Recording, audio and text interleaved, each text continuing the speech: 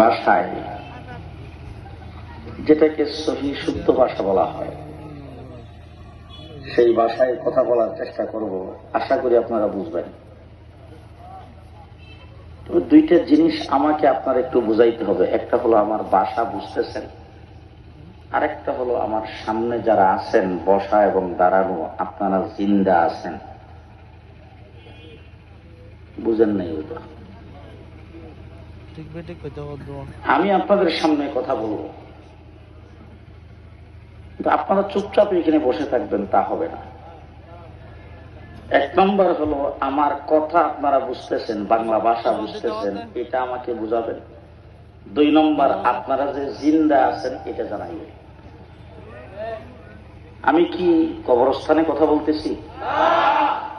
জিন্দা মানুষের সামনে কথা বলতেছি। তো আপনারা জিন্দা আছেন যেটা আমার একটু জানায়।